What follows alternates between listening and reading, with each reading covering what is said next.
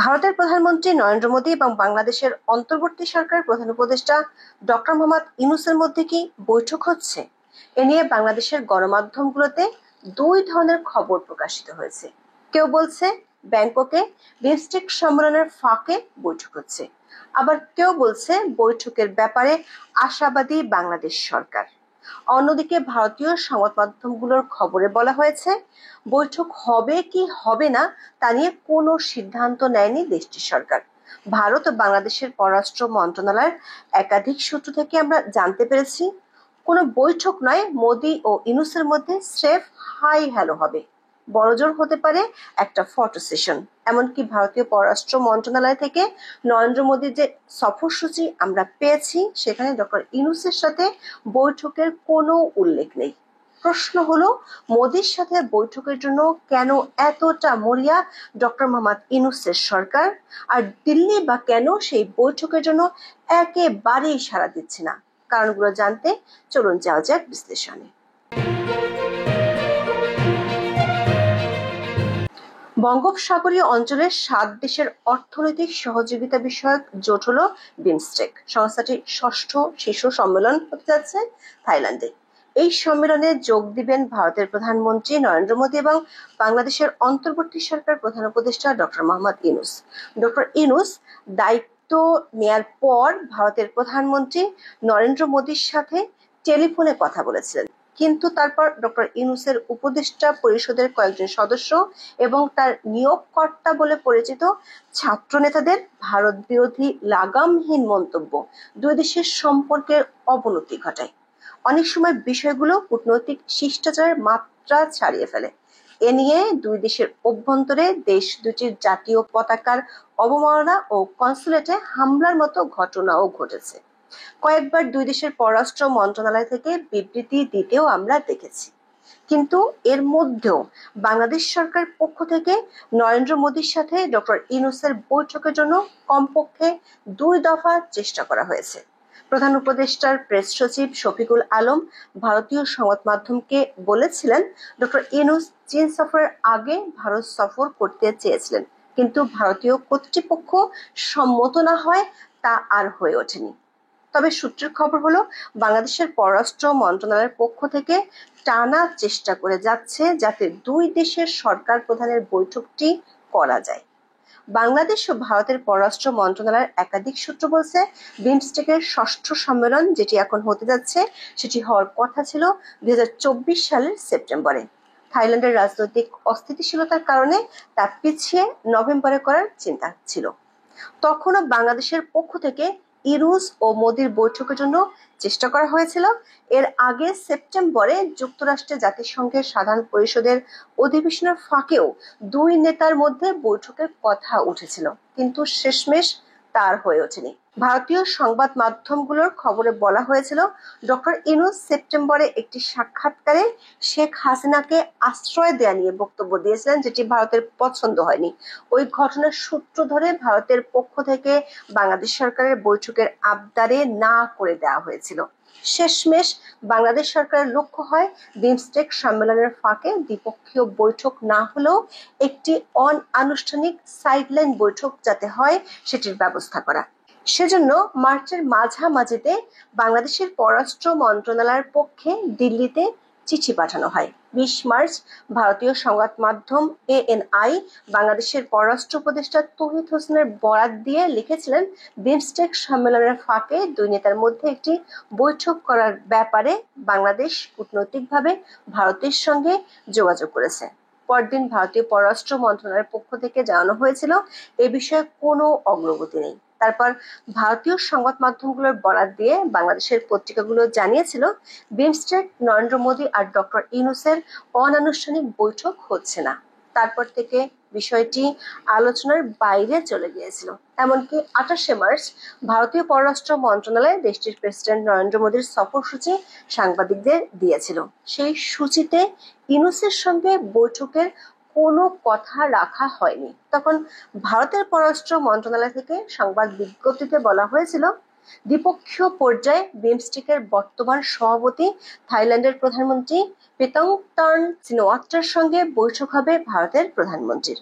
তারপর থেকে মোটামুটি ধারণা হয়েছিল যে মোদি ও ইউনূসের বৈঠকের আয়োজন করতে ব্যর্থ হয়েছে বাংলাদেশের পররাষ্ট্র মন্ত্রণালয়। তবে ২রা এপ্রিল এই বৈঠক নিয়ে বাংলাদেশ সরকারের দুজন ব্যক্তি আবার কথা বলেছেন।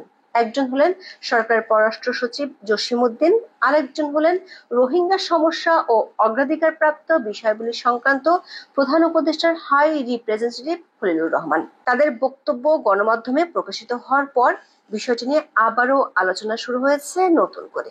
বাংলাদেশের পররাষ্ট্র সচিব জসিমউদ্দিন এরই মধ্যে ব্যাংককে চলে গেছেন।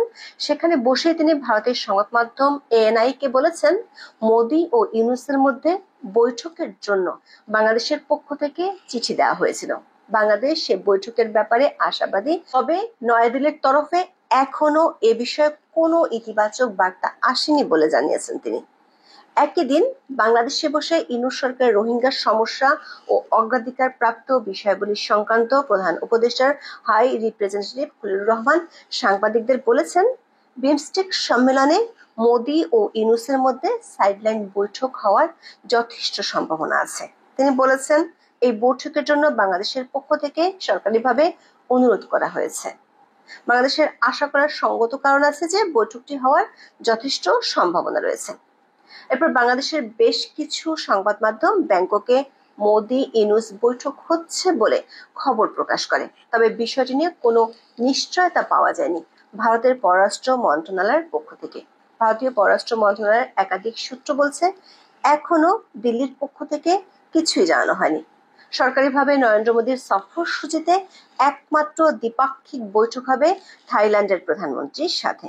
এখনো পর্যন্ত সেটি নির্ধারিত আছে, এর বাইরে অন্য কিছু এই শিডিউলে যোগ হয়নি। ভারতীয় সংবাদ মাধ্যম দ্য ওয়ালের খবরে বলা হয়েছে, কোন তথ্যের ভিত্তিতে প্রধান উপদেষ্টার অফিস ভারতের প্রধানমন্ত্রীর সঙ্গে মোহাম্মদ ইউনূসের বৈঠকের সম্ভাবনার কথা দাবি করেছে তা স্পষ্ট হয়নি। বাংলাদেশ সরকারের তরফে দুই নেতার ব্যাংককে বিমস্টেক সম্মেলনের ফাঁকে বৈঠকের প্রস্তাব দিয়ে চিঠি পাঠানো হয়, কিন্তু নয়াদিল্লি এখনো পর্যন্ত সাড়া দেয়নি। ভারতে একাধিক সূত্রে নিশ্চিত হওয়া গেছে, আনুষ্ঠানিক তো নয়, অনানুষ্ঠানিক দ্বিপাক্ষিক কোনো বৈঠকের জন্য ভারত রাজি হবে না, এটি মোটামুটি ভাবে নিশ্চিত। তবে বিমস্টেকের সদস্য দেশগুলোর সরকার প্রধান এখানে উপস্থিত থাকবেন। অন্য দেশগুলোর সরকার প্রধানের মতো নরেন্দ্র মোদীর সাথে ডক্টর ইউনূসের হাই হ্যালো বা হ্যান্ডশেক ও ফটো সেশন হবে। দুই রাষ্ট্রপ্রধান পাশাপাশি দাঁড়িয়ে সৌজন্য বিনিময় করতে পারেন, তবে সেটি হবে কিনা নাকি শুধুই সব সরকার প্রধানের একসাথে ফটো সেশন হবে সেটিও কিন্তু নিশ্চিত নয়। দর্শক, এখানে দুটো প্রশ্ন চলে আসে। প্রথম প্রশ্নটি হলো, কেন বাংলাদেশের পক্ষ থেকে মোদির সাথে বৈঠকের এত চেষ্টা করা হচ্ছে, যেখানে ইউনূস সরকারের কয়েকজন উপদেষ্টা স্বঘোষিত ভারত বিরোধী রাজনীতি করছেন। দ্বিতীয় প্রশ্ন হলো, ভারত কেন বারবার সাড়া দিচ্ছে না কূটনৈতিক শিষ্টাচারের ক্ষেত্রে, যেটি শোভনীয় নয়। কূটনৈতিক মহলের খবর হলো, বাংলাদেশ সরকার মোদি ইউনূস সৌজন্য বিনিময় হলেও খুশি হতে পারে কয়েকটি কারণে। আন্তর্জাতিক চাপে পড়ে ডক্টর ইউনূস সরকার ভারতের প্রধানমন্ত্রী নরেন্দ্র মোদীর সাথে বৈঠকের আয়োজন করতে চায়। প্রথম কারণ হলো, মার্কিন যুক্তরাষ্ট্রে ডোনাল্ড ট্রাম্প ফিরে আসার পর থেকে বাংলাদেশ সরকারের মধ্যে এ ধরনের উদ্যোগ নেওয়ার তাগিদ দেখা দিচ্ছে। বিশেষ করে ট্রাম্প মোদি বৈঠকের পর থেকে বাংলাদেশ সরকারের জন্য এটি জরুরি হয়ে পড়েছে। আন্তর্জাতিক গণমাধ্যমগুলোর বিশ্লেষণে বলা হয়েছে, দক্ষিণ এশীয় অঞ্চলে ভারতের মতের পক্ষে থাকবে ট্রাম্প প্রশাসন। আঞ্চলিক ভূ রাজনীতিতে চীন ঠেকাতে হলে আমেরিকার পক্ষে এছাড়া বিকল্প কোনো পথ নেই। দ্বিতীয় কারণ হলো, ভারতের সাথে সম্পর্ক ঠিক করার জন্য বাংলাদেশ সরকারকে এরই মধ্যে ইউরোপীয় ইউনিয়নের পক্ষ থেকে চাপ দেওয়া হয়েছে। জানুয়ারির শেষ দিকে ইউরোপীয় think tank international crisis group বিষয়টি তাদের রিপোর্টে স্পষ্ট করে বলেছে। মার্চ মাসে আইসিসের প্রতিনিধি দল প্রধান উপদেষ্টা ডক্টর মোহাম্মদ ইউনূসের সাথে দেখা করে পরিষ্কারভাবে বিষয়টি জানিয়ে দিয়েছে। কূটনৈতিক সূত্রগুলো বলছে, বাংলাদেশের বড় দুই ডোনার যুক্তরাষ্ট্র ও ইউরোপীয় ইউনিয়ন চায় ভারতের সাথে বন্ধুত্বপূর্ণ সম্পর্ক গড়ে তুলুক ডক্টর ইউনূসের সরকার। এমন অবস্থায় ইউনূস সরকার মোদির সাথে বৈঠকের মাধ্যমে আন্তর্জাতিক পর্যায়ে একটি বার্তা দিতে চায়। সেটি হলো, ডক্টর ইউনূস দেখাতে চান ভারতের মতো বড় প্রতিবেশী যারা হাসিনার সরকারের সঙ্গে ঘনিষ্ঠ সম্পর্ক রাখত, তারা তার সরকারকেও গুরুত্ব দিচ্ছে। আবার বাংলাদেশের সংখ্যালঘুদের উপর নিপীড়ন নির্যাতনের অভিযোগকে লঘু করার জন্য এই বৈঠক অন্যতম হাতিয়ার হতে পারে। ভারত ইউনূস সরকারের বিরুদ্ধে সংখ্যালঘু বিশেষ করে হিন্দুদের উপর নিপীড়ন নির্যাতনের অভিযোগই জোরালোভাবে তুলেছে। বিশ্বের অনেক প্রভাবশালী গণমাধ্যমে এরই মধ্যে সংখ্যালঘু নির্যাতনের ব্যাপারে ইউনূস সরকারের নমনীয়তা নিয়ে প্রশ্ন তুলেছে। মোদির সঙ্গে বৈঠকের মাধ্যমে ডক্টর ইউনূস সরকার বিষয়টিকে হালকা করতে চায়। বিপরীত দিকে প্রশ্ন হলো, কেন মোদি বা ভারত সরকার ডক্টর ইউনূসের সাথে বৈঠকে রাজি হচ্ছে না? কূটনৈতিক সূত্রগুলো বলছে যেসব কারণে ইউনূস সরকার মোদির সাথে বৈঠক করতে চায়, ঠিক একই কারণগুলোর জন্য মোদি সরকার বৈঠকে রাজি হচ্ছে না। ভারতের পররাষ্ট্র মন্ত্রণালয়ের একাধিক সূত্র বলছে, ডক্টর ইউনূস দায়িত্ব নেওয়ার পর থেকে তার সরকারের বেশ কয়েকজন উপদেষ্টা ভারত বিরোধী কড়া বক্তব্য দিয়ে যাচ্ছেন। এ নিয়ে বাধ্য হয়ে ভারতের পররাষ্ট্রমন্ত্রী জয়শঙ্কর সরাসরি মিডিয়াতে বক্তব্য দিয়েছেন, কিন্তু বাংলাদেশের পক্ষ থেকে ভারত বিরোধী রাজনীতির কোনো উন্নতি করার চেষ্টা করা হয়নি। মোদী সরকার এমনকি ভারতের সেনা প্রধানও কয়েকবার বলেছেন, বাংলাদেশের সাথে স্বাভাবিক সম্পর্ক তৈরি হবে নির্বাচিত রাজনৈতিক সরকার ক্ষমতায় আসলে।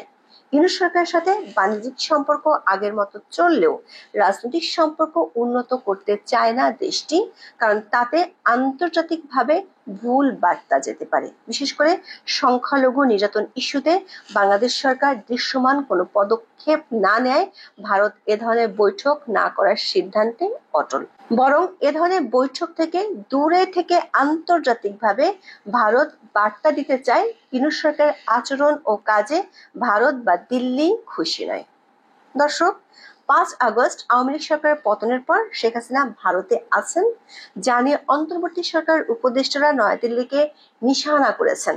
সংখ্যালঘু নির্যাতন, ভারত বিরোধীদের উত্থান সব মিলিয়ে ডক্টর ইউনূস দায়িত্ব গ্রহণের পরে প্রায় 8 মাস পেরিয়ে গেলেও মোদির সঙ্গে তার মুখোমুখি আলোচনা হয়নি। খবর হলো ডক্টর ইউনূস যে কোনো ভাবেই এর লাগাম টানতে চান। এখন দেখার বিষয় বিমস্টেকে হ্যান্ডশেক আর ফটো সেশনের ফাঁকে সে উদ্দেশ্য বাস্তবায়নে কতটা সফল হন তিনি। আজ এ পর্যন্ত। সবাই ভালো থাকুন, সুস্থ থাকুন, নিরাপদে থাকুন। দেখা হবে আগামী পর্বে।